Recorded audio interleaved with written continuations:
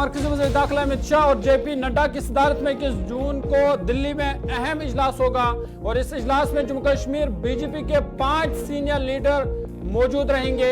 और खासकर इस इजलास में मौजूदा सूरत हाल, सिक्योरिटी और सियासी मामलों पर तबादला ख्याल होगा। बड़ी और अहम खबर आपको बता रहे हैं दिल्ली से, जहां पे मरकज़ी वज़ीर दाखिला अमित शाह और मरकज़ी वज़ीर सेहत जेपी नड्डा की सदारत में 21 जून को एक अहम इजलास होने वाला है, जिसमें जम्मू कश्मीर से भारतीय जनता पार्टी के 5 जो सीनियर लीडर है वो इस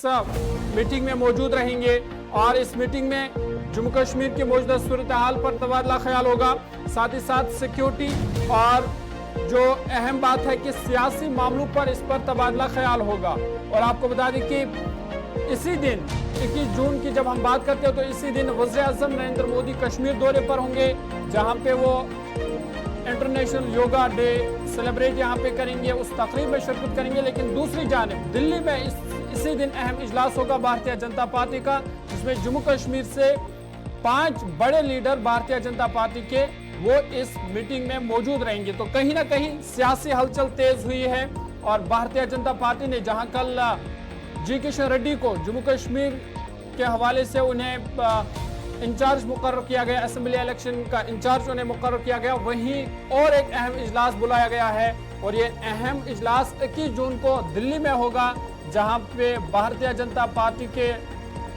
मरकज़ी वज़ीर दाखिला अमित शाह और वज़ीर सेहत जेपी नड्डा इस मीटिंग की सदारत करेंगे। और मीटिंग की अहम बात यह कि ये जम्मू कश्मीर के हवाले से होगी और 5 बड़े लीडर जम्मू कश्मीर भारतीय जनता पार्टी के वो इस मीटिंग में शामिल होंगे और इस मीटिंग में जहां मौजूदा सूरत हाल, सिक्योरिटी के हवाले से बात की जाएगी, वहीं जो सियासी मंजरनामा है जम्मू कश्मीर का, सियासी सूरत हाल क्या है, उस हवाले से भी इस मीटिंग में तबादला ख्याल होगा।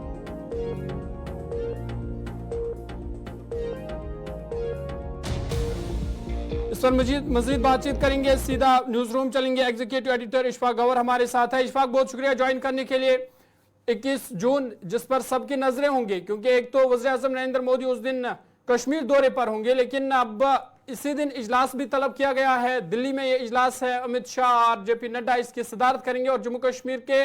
5 बड़े लीडर होंगे जो इस मीटिंग में मौजूद रहेंगे। तो क्या इस मीटिंग से समझा जाए, एक तो ये कि कहीं ना कहीं जम्मू कश्मीर के असेंबली इलेक्शन का बिगुल बज चुका है?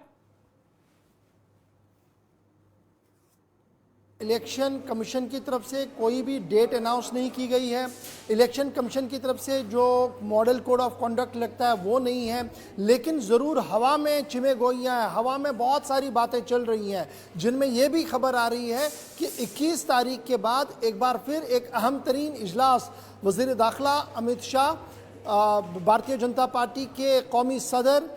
जेपी नड्डा, BL संतोष जो ऑर्गेनाइजिंग हेड है और उसके साथ साथ जो कोर कमेटी बीजेपी की है 5 अफराद पर मुश्तमिल, उन्हें दिल्ली तलब किया गया है। 21 तारीख के बाद ये इजलास होगा, जिसकी सरबराही दाखिला वजीर साहब खुद करेंगे। और जब दाखिला वजीर साहब ये मीटिंग करेंगे तो सीधी सी बात है, दाखिला वजीर साहब अमन कानून की सूरत हाल उनके साथ फीडबैक के तौर पर उनसे फीडबैक लिया जा सकता है, लेकिन जब पार्टी की टॉप मोस्ट लीडरशिप होगी तो सीधी सी बात यह है कि चुनाव को लेकर ही गुफ्तगू होगी, पार्टी स्ट्रेटजी को एस्टैब्लिश किया जाएगा और इसी चीज़ को आगे बढ़ाने की कोशिश की जाएगी। इसलिए 21 तारीख के बाद ये जो इजलास होने जा रहा है ये इंतहाई अहम माना जा रहा है। उसके साथ साथ जब आप देखेंगे बैक टू बैक कुछ मीटिंग्स हुई हैं,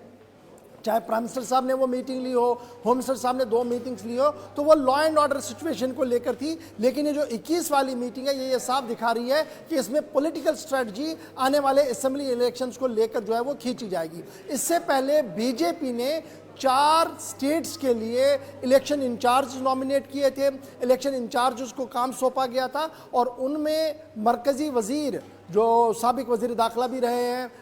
वो और मौजूदा मरकज़ी वज़ीर जो है उन्हें रेड्डी साहब, उन्हें बाज़ाब्ता तौर पर काम सौंपा गया है जम्मू कश्मीर के अंदर कि वो इलेक्शन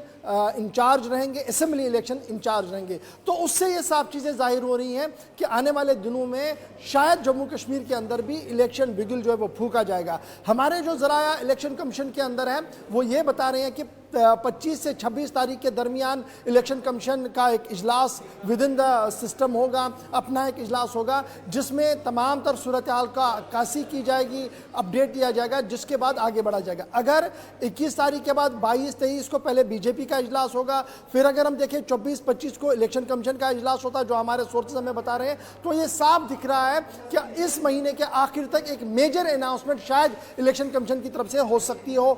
जम्मू कश्मीर के चुनावों को लेकर। यहां पर यह बात काबिल जिक्र है कि जम्मू कश्मीर के चुनाव की जब हम बात करते हैं तो सुप्रीम कोर्ट ने सितंबर की डेडलाइन दी है। हमारे जराया कह रहे हैं कि शायद उससे थोड़ा आगे जाया जाएगा और अक्टूबर के आते आते ये चुनाव सारे होंगे, लेकिन इलेक्शन कमीशन जब अनाउंस करेगा तो ऊपर नीचे थोड़ी सी डेट्स हो सकती हैं। हरियाणा के भी चुनाव होने हैं, कुछ और स्टेट्स के अंदर भी चुनाव होने, शायद उनको क्लब करके एक साथ लिया जा सकता है। तो कुल मिलाकर कमीशन पर सबकी नजरें हैं। इस बीच पॉलिटिकल पार्टी जो बीजेपी है वो काफी ज्यादा एक्टिव पिछले 2 हफ्तों से दिख रही है। कांग्रेस ने भी अपनी पॉलिटिकल स्ट्रेटजी को सेट करने की तैयारी की है और दिल्ली के अंदर जो हमारे सोर्सेज है वो ये बता रहे हैं कि कुछ लोग कांग्रेस के अंदर आ रहे हैं, जो ज्वाइनिंग हो रही है उसके बाद एक नई हिकमत अमली दे दी जाएगी असेंबली सेगमेंट वाइज। अगर इत्तेहाद को एक साथ लड़ना है, नेशनल कॉन्फ्रेंस, पीपल्स डेमोक्रेटिक पार्टी और कांग्रेस अगर एक साथ असेंबली इंतखाबात में आती है तो सीट शेयरिंग में हम कहां पर रहेंगे, क्या कुछ रहेगा, उस पर कांग्रेस भी मंथन करेगी। वो भी इसी महीने के आखिर तक वो इजलास होने जा रहा है। इस बीच नेशनल कॉन्फ्रेंस की जहां तक आप बात करेंगे तो पॉलिटिकल स्ट्रेटजी के तौर पर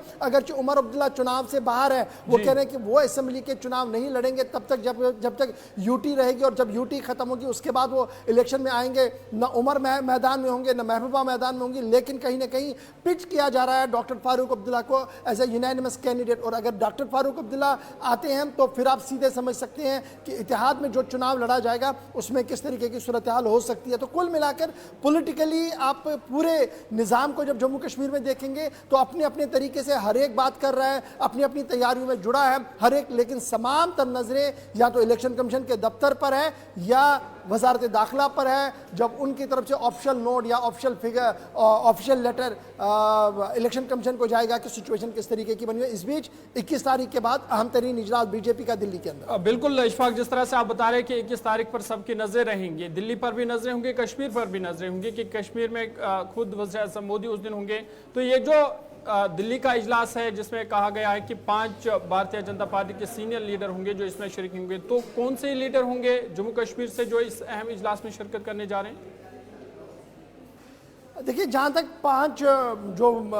लीडर्स हैं ये कौन कौन है, इनमें रविंद्र रैना साहब जाएंगे, वो ऑब्वियसली अभी स्टेट प्रेसिडेंट बने हुए हैं, और अशोक कोल साहब सीनियर लीडर हैं उनके, और भी कुछ लीडर्स हैं जिनमें डॉक्टर जितेंद्र सिंह, कमिंदर गुप्ता और कुछ और लोग हैं। वो शायद जो टॉप 5 कोर कमेटी अक्सर बैठती है शायद वो जाएंगे। और इनमें यह भी कहा जा रहा है कि कुछ फीमेल रिप्रेजेंटेशन भी इस बार इस कोर कमेटी में होगी। लेकिन अभी कौन कौन दिल्ली जाएगा उस पर अगर बीजेपी काफ़ी खामोश है, लेकिन रेड्डी साहब के ज्वाइन करने के बाद बीजेपी के अंदर एक नया जोश जो है वो कल से देखने को मिल रहा है, क्योंकि बीजेपी इस घेराव में भी लगी है कि कुछ प्रभारियों को बदला जाएगा, कुछ लीडर्स को भी ऊपर नीचे किया जाएगा, यानी रिस्ट्रक्चरिंग ऑफ पार्टी भी होगा और साथ साथ चुनाव की ओर भी जाया जाएगा। चलिए, बहुत बहुत शुक्रिया तफसीलात फराहम करने के लिए।